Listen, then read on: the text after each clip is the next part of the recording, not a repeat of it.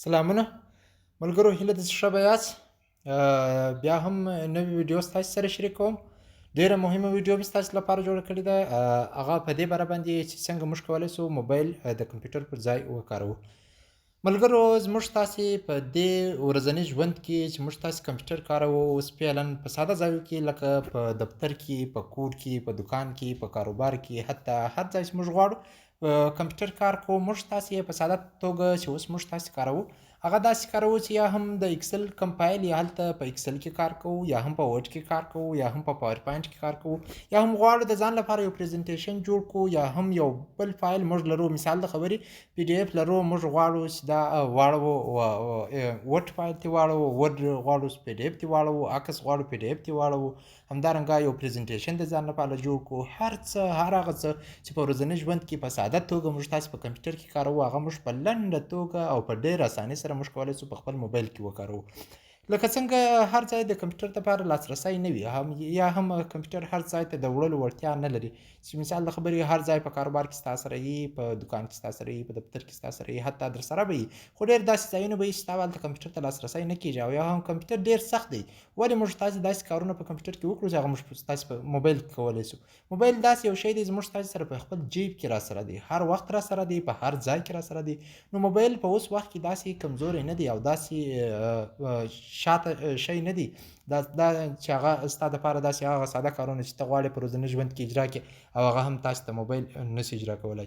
نو زموږ ستاسې موبایلونه زموږ ستاسې لپاره ډېر کار کوي، حتی بیخي زیات اندازه باندې کار کوي.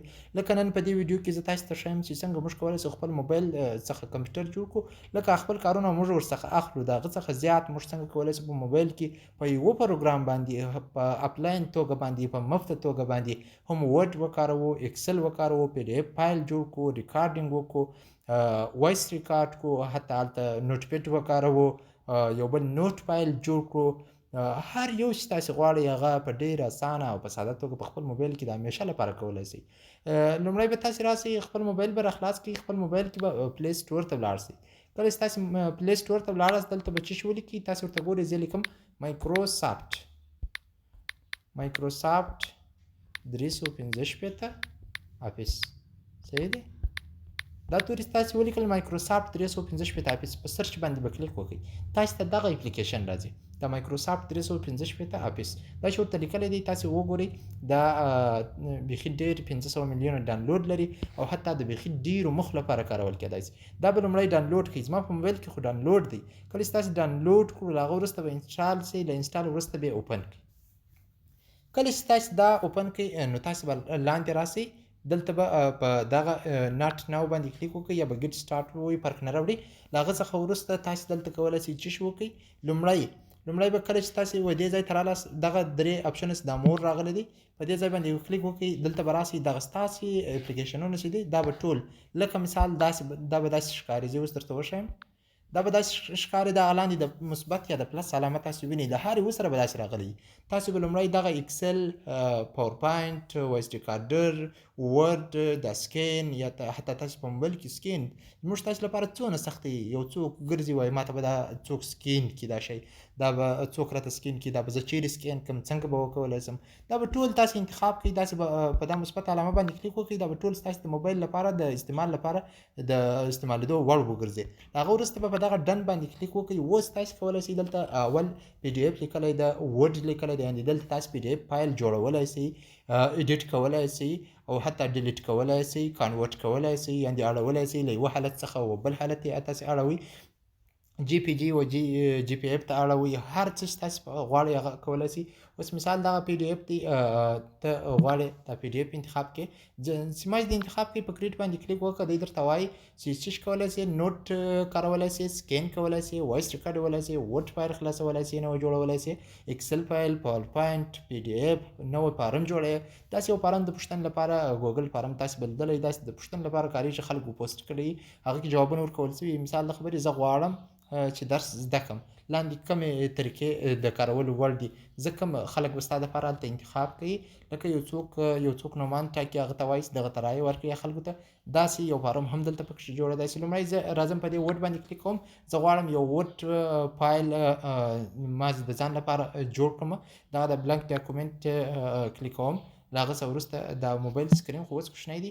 دا د ورډ ډاکومنټ راخلاص شو، تاسې دلته کولی شئ د ورډ صفحه ده، دلته تاسې یو لیکنه کولی شئ، هر څه چې تاسې وغواړئ هغه په هغه ترتیب باندې جوړولی شئ، لکه څنګه چې رنګونه ورکولی شئ، عکسونه ورته اډ کولی شئ، لکه څنګه چې تاسې په کمپیوټر کې کار کولی شئ. دلته لاندې تاسې لیدلی شئ ټول اپشنونه دلته پکښې دي، تاسې کولی شئ په د ورډ فایل جوړ کړئ، ایډیټ یې کړئ او سیو یې کړئ، شیر یې کړئ له خپلو ملګرو سره. له هغه څخه وروسته زه راځم دغه ورډ لکوم، بل په کریټ باندې کلیک کوم. زه غواړم یو اکسل شیټ جوړ کړم. دغه د ما د اکسل شیټ خلاص کړئ. ګوره خاص لکه په کمپیوټر کې ستاسې اکسل شیټ را خلاص کړی دی، په هغې رقم باندې دلته د اکسل شیټ دی. تاسې کولی شئ دلته یو لیکنه وکړئ، هغه کاپي کړئ، پیسټ یې کړئ د خپل ځان لپاره چې هر رقم ستاسې خوښه وي کمنټ پر ورکړئ، جوړ یې کړئ، دلته ټمپلیټ وټاکئ، هر څه چې ستاسې خوښه وي. لکه په کمپیوټر کې خاص کار کوئ، خاص په موبایل کې هم په همدې طریقه باندې کار کېږي. سکین کولی شئ پاور پاینټ ته، دا زه پاور پاینټ خلاصوم. اوس مثال د خبرې زه یو نوی په پاور پاینټ کې یو نوی پریزنټیشن د ځان لپاره جوړوم، نو زه مازې ورباندې کلیک کوم، دا د ماته د پریزنټیشن صفحې راځي، مازې ټایټل ورکړئ، له هغه څخه وروسته پاراګراف جوړ کړئ. هر څه چې تاسې په کمپیوټر کې په پاور پاینټ کې اجرا کوئ هغه دلته په پوره توګه ستاسې لپاره شته. دا پاور پاینټ زه بندوم. دا د اکسل د پسې هم فارم دی، وایس ریکارډ دی، نوټ دی، یعنې دا په داسې طریقه تاسې کولی شئ دلته تاسې کانورټ کولی شئ فایلونه له یو حالت څخه بل حالت ته. اوس مثال د خبرې فایل یې تاسو دا په پی ډي اف کې لیکلی، په نوټ کې لیکلی، هغه پی ډي اف ته واړئ یا ورډ ته واړئ یا اکسل ته واړئ، یعنې هېڅ نوع کمپیوټر ته ضرورت نشته. تاسې کولی شئ چې د هر کار لپاره دغه اپلیکیشن وکاروئ. نو درنو لیدونکو، هیله ده چې ستاسې لپاره د ګټې وړ وګرځي، او هیله ده چې دا ویډیو مو خوښ شوي. که چیرې ستاسې دا ویډیو خوښ شوي نو هیله ده لایک یې کړئ او د ملګرو سره یې شریک کړئ. تر بیا پورې ښه وخت.